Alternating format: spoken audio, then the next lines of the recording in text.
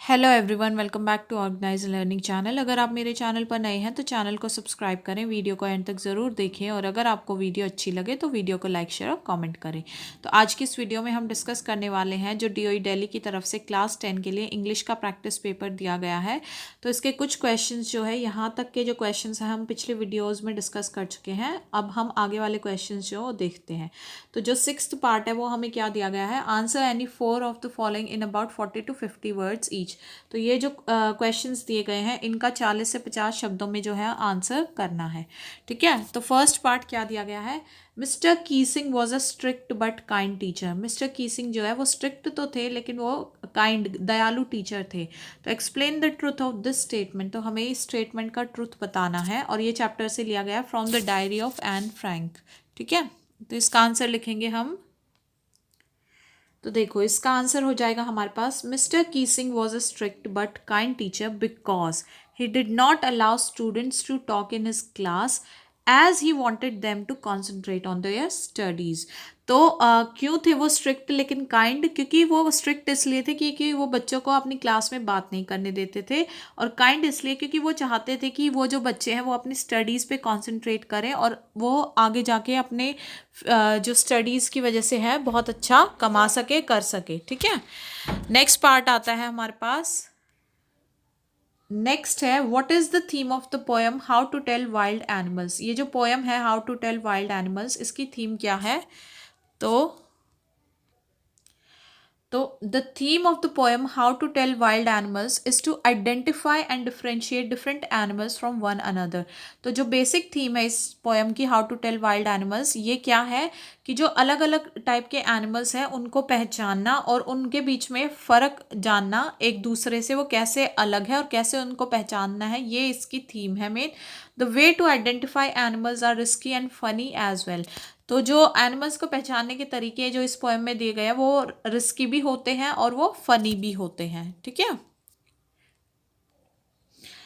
Third part क्या है, what does Natalia say about the dog named Guess. तो ये जो चैप्टर है द प्रपोजल, उसमें से लिया गया कि नतालिया ने जो डॉग था गेस उसके बारे में क्या बोला था।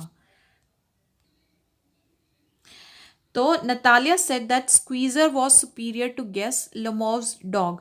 नतालिया ने ये कहा था कि जो स्क्वीजर था वो गेस गेस किसका डॉग था, लमोव का, कि वो स्क्वीजर जो है वो गेस से अच्छा था। Lomov said that his dog Guess was better than Squeezer. तो फिर लमोव ने कहा कि नहीं, उसका जो डॉग है गेस वो स्क्वीजर से ज़्यादा अच्छा है। तो Natalia believe that Guess had become old and ought to be short.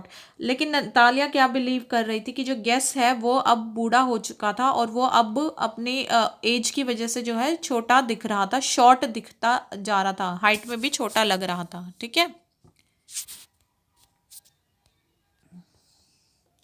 Fourth part क्या दिया गया है, what changes can be seen in the moon during the course of the poem the trees. क्या क्या चेंजेस जो है moon में दिखते हैं जो ये पोएम दी गई है द ट्रीज इसमें। तो इसका आंसर हो जाएगा, the moon is seen as broken into many pieces such as a shattered mirror. जो मून है वो कैसा दिखता है, जैसे कि एक टूटा हुआ शीशा होता है उसकी तरह ही वो दिखता है।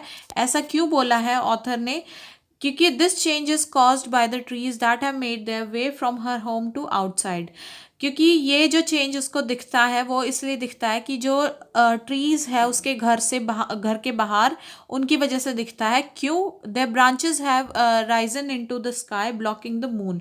क्योंकि उनकी जो शाखाएं हैं उस ट्री की वो बहुत बड़ा ट्री हो चुका है और उसकी जो ब्रांचेस है वो ऊपर तक फैल चुकी है, जिसकी वजह से वो मून को ब्लॉक कर देती है। तो ऐसा लगता है कि जैसे मून जैसे टूटा हुआ शीशा होता है, ऐसे ही जो मून है वो आधा दिखता है उसमें से। ठीक है, फिफ्थ पार्ट है हमारे पास, how did the young seagull try to catch the attention of his family. जो यंग सीगल था उसने क्या करा ऐसा कि जिससे वो अपनी फैमिली की अटेंशन को कैच कर सके। ये लिया गया है टू स्टोरीज अबाउट फ्लाइंग से क्वेश्चन। ठीक है, तो the young seagull stepped slowly out to the brink of the ledge and stood on one leg with the other leg hidden under his wing. तो यंग सीगल ने क्या किया, जो वो लेज था उसके किनारे पे आके खड़ा हो गया और वो एक टांग पर खड़ा हुआ और जो दूसरी लेग थी उसने अपनी जो विंग है उसके नीचे छिपा ली थी। He pretended to be falling asleep so that they take notice of him. और उसने वहां जाकर ऐसा प्रिटेंड किया कि जैसे वो उसको नींद आ गई है, वो सो गया है, जिससे कि उसके फैमिली वाले नोटिस कर सके कि कहीं वो गिर ना जाए नीचे। ठीक है। अब सेवेंथ पार्ट क्या दिया गया है, answer any two of the following in about 40 to 50 words each. तो ये वाले जो पार्ट हैं इनका भी आंसर 40 to 50 वर्ड्स में देना है। फर्स्ट क्वेश्चन दिया गया है, how and when did Matilda find the borrowed necklace missing. कैसे और कब मेटिल्डा को पता चला कि जो उसने नेकलेस बोरो किया था वो गायब हो चुका है। और चैप्टर का नाम है द नेकलेस। तो इसका आंसर हो जाएगा, Matilda found the borrowed necklace missing when she was standing in front of the mirror after reaching her home. Matilda को कब पता चला कि बोरोड नेकलेस मिसिंग है, जब वो अपने घर पहुंचने के बाद मिरर के सामने खड़ी थी। She was shocked and thought she might have lost it in the taxi in which she had come. तो वो यह देखकर वो शॉक्ड हो गई और उसने सोचा कि शायद उसका जो नेकलेस है वो जिस टैक्सी से घर आई थी उसमें रह गया है, वहां पर उससे गुम हो गया है। नेक्स्ट पार्ट है, why was it difficult for Hari Singh to rob Anil. Hari Singh के लिए अनिल को लूटना क्यों मुश्किल था। और ये है चैप्टर द थीफ स्टोरी का से जो ये क्वेश्चन लिया गया है। तो इसका आंसर हम लिखेंगे, it was difficult for Hari Singh to rob Anil because Anil was the most trusting person Hari had ever met. क्यों हरि सिंह के लिए डिफिकल्ट था अनिल को लूटना, क्योंकि अनिल जो है वो आज तक मतलब हरि सिंह की लाइफ में जब तक वो सबसे ज़्यादा ट्रस्टवर्थी मतलब विश्वसनीय पर्सन जो है उसको मिला था। He was really simple and kind. वो बहुत ही सिंपल था अनिल और बहुत ही काइंड था, दयालु था। Hari knew that loss of money will not affect Anil but the loss of trust will make him sad. Hari को ये पता था कि अगर वो उससे पैसे चुरा लेगा, लूटेगा, तो उससे उसको इतना दुख नहीं लगेगा जितना उसको अगर उसने उसका विश्वास खत्म हो गया तब वो उसको उस चीज से ज्यादा जो है सैड हो जाएगा। The two boys stared in surprise at the fresh, muddy imprints of a pair of bare feet. जो दो लड़के थे वो जो अभी अभी उन्होंने मिट्टी के इम्प्रिंट्स देखे, नंगे पांव जो थे मिट्टी के इम्प्रिंट्स थे, उनको देखकर वो सरप्राइज्ड हो गए। What did the bewildered boys observe while looking at these footprints? तो उन जो ये भौचक्के हुए लड़के खड़े थे इन्होंने क्या चीज़ ऑब्जर्व करी जब उन्होंने इन फुटप्रिंट्स को देखा। और ये क्वेश्चन लिया गया है चैप्टर फुटप्रिंट्स विदाउट फीट से। तो इसका आंसर हम लिखेंगे, the bewildered boys observed while looking at these footprints that a barefooted man was there on the steps of a house and moreover the man himself was not visible। अब वो भौचक्के लड़कों ने क्या ऑब्जर्व किया जब उन्होंने इन फुटप्रिंट्स को देखा कि एक नंगे पैर का आदमी जो है वो कर क्या रहा था उस घर की सीढ़ियों पर, और इससे भी ज्यादा जो जिसके फुटप्रिंट्स थे वो मैन ही विजिबल नहीं था। ठीक है। नेक्स्ट पार्ट है eight part, that is answer any one of the following in about 100 to 120 words. तो इन पार्ट्स के आंसर आपको 100 से लेकर 120 वर्ड्स में देने हैं। फर्स्ट पार्ट है, so in order not to shake the writer's faith in God the postmaster came up with an idea to answer the letter. तो क्योंकि जो पोस्ट मास्टर है वो जो राइटर का फेथ था भगवान में उसको शेक नहीं करना चाहता था, उसको हटाना नहीं चाहता था, तो उन्होंने एक आइडिया लिया कि वो उस लेटर का आंसर देगा। What does this statement tell us about the postmaster. तो ये स्टेटमेंट हमें पोस्ट मास्टर के बारे में क्या बताती है। वॉज इज आइडिया सक्सेसफुल, और क्या उनका आइडिया सक्सेसफुल हुआ। How did the receiver react, और जो रिसीवर था यानी कि राइटर था उसकी रिएक्शन क्या रही इस चीज़ पे। और ये लिया गया question a letter to God chapter से। तो हम लिखेंगे इसका answer, that this statement tells us about the postmaster that he was a wise man. ये स्टेटमेंट हमें क्या बताती है पोस्ट मास्टर के बारे में कि वो एक बहुत ही बुद्धिमान व्यक्ति थे। He realise that the writer of the letter needed more than kind words. और उन्होंने ये चीज़ रियलाइज़ की कि अगर इस लेटर का रिप्लाई सिर्फ शब्दों में लिख कर दिया तो ये राइटर को सेटिस्फाई नहीं करेगा, उनको शब्दों से ज़्यादा भी कुछ देना होगा। He needed some solid help too, तो उनको एक सॉलिड हेल्प की भी ज़रूरत थी। So he donated a part of his salary and asked several of his friends to do so. तो उन्होंने अपनी सैलरी का कुछ पार्ट डोनेट कर दिया और अपने बहुत सारे फ्रेंड्स से भी बोला ऐसा करने को।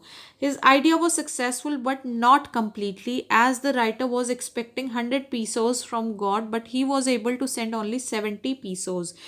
उनका जो आइडिया था वो सक्सेसफुल तो हुआ बट कंप्लीटली सक्सेसफुल नहीं हुआ, क्योंकि जो राइटर था वो 100 पीसोज एक्सपेक्ट कर रहा था गॉड से, लेकिन गॉड ने जो है कितने सेंड किए उनको 70 पीसोज।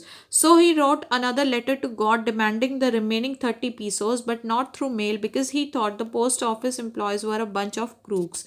तो उन्होंने क्या सोचा, वो गुस्सा हो गए और उन्होंने दोबारा गॉड को लेटर लिखा अपने 30 पीसोस के लिए, लेकिन इस बार उन्होंने पोस्ट मेल के थ्रू नहीं लिखा, क्योंकि उनको भरोसा नहीं था जो एम्प्लॉयज़ थे पोस्ट ऑफिस के उन पर। उन्हें लगता था कि उन्होंने ही उनके उन 100 पीसोस के साथ जो है छेड़छाड़ की है और पूरे पैसे नहीं दिए हैं। ठीक है। सेकेंड पार्ट है, imagine Anne Gregory grows up to be a motivational speaker. मान लीजिए कि एन ग्रेगरी जो है वो एक मोटिवेशनल स्पीकर के तौर पर उभरती हैं। As Anne Gregory write a short speech on the importance of loving oneself. तो आपको एज एन ग्रेगरी एक शॉर्ट स्पीच लिखनी है किस टॉपिक पे, अपने आप से हमें कितना प्यार करना चाहिए, कितना इंपॉर्टेंट है हमारे लिए। You may begin this way, तो आप इस तरीके से इसको शुरू कर सकते हैं। तो आपको अपना आंसर जो है लिखेंगे तो ये वाला पोर्शन भी आपको उसमें लिखना है, उसके बाद आगे से कंटिन्यू करना है। डियर फ्रेंड्स, प्यारे दोस्तों, the importance of believing in one self can never be over stated. अपने आप में हम जो बिलीव करते हैं इस चीज़ को हम कभी ओवर स्टेट नहीं कर सकते हैं। ये ओवर नहीं होता कि हम अपने आप में बिलीव करें। It becomes most important therefore to love oneself, तो इसलिए बहुत ज़्यादा इंपॉर्टेंट होता है कि हम अपने आप से सबसे पहले प्यार करें। I learn this as a young teen the day a poet pointed out that. तो इसके बाद जो कंटिन्यूएशन में लिखा हुआ है वो आंसर हम आगे देखेंगे, बट अभी इस लाइन का मतलब समझते हैं। तो वो कह रही है कि मैंने ये चीज़ सीखी कि हमें अपने आप से प्यार करना चाहिए और कितना इम्पोर्टेंट है, और कब सीखी, जब वो एक यंग टीन थी। और किस दिन सीखी, जब एक एक दिन एक पॉइंट ने पॉइंट आउट किया था दैट। इसके बाद हम लिखेंगे, तो दैट के बाद हम लिखेंगे यहाँ से that men are attracted towards females outer beauty, कि जो आदमी होते हैं वो फीमेल की आउटर ब्यूटी से अट्रैक्ट होते हैं। Does it mean the not so beautiful people are not loved in this world. तो क्या इसका मतलब ये है कि जो ज़्यादा ब्यूटिफुल लोग नहीं होते तो उनसे कोई प्यार नहीं करता इस वर्ल्ड में। I think to escape this situation an individual should invest their time in self love। तो अगर हमें ऐसे सिचुएशन से बचना है तो हमें औरों के प्यार से पहले अपने आप से जो है प्यार करने की को ज़्यादा इम्पोर्टेंस देनी चाहिए। It's the unconditional support and compassion that translates to good health, great self esteem, happiness and well being. यही जो हमारा ये अनकंडीशनल सपोर्ट और कंपैशन होगा खुद के लिए, इसी से हम जो है हमारी हेल्थ अच्छी रहेगी, हमारी सेल्फ स्टीम में बढ़ोतरी होगी, हम खुश रहेंगे और हमारी वेल बीइंग होगी। Self love allows us to fill in the gaps external sources of love में लीव। अपने आप से प्यार करना, हम सेल्फ लव जो है वो हमारे उन गैप्स को फिल कर सकता है जो हम बाहर के सोर्सेज से जो हमें लव मिलता है, शायद वो हमारे लिए जो गैप रह जाता है उससे हमारा लव जो है वो हमें पूरा नहीं मिल पाता। तो इसलिए सेल्फ लव जो है वो उन गैप्स को फिल कर देता है। तो इस वीडियो में हम यही क्वेश्चंस डिस्कस करते हैं। तो आशा है कि आपको ये वीडियो, ये क्वेश्चंस और इनके आंसर्स समझ में आए होंगे। तो अगर आपको वीडियो समझ में आई और अच्छी लगी है तो आप वीडियो को ज़्यादा से ज़्यादा शेयर करें, वीडियो को लाइक करें, कमेंट करें, चैनल को सब्सक्राइब करें। मिलते हैं नेक्स्ट वीडियो में, और तब तक के लिए आप अपनी तैयारी बहुत अच्छे से करते रहिए। All the best for your exams.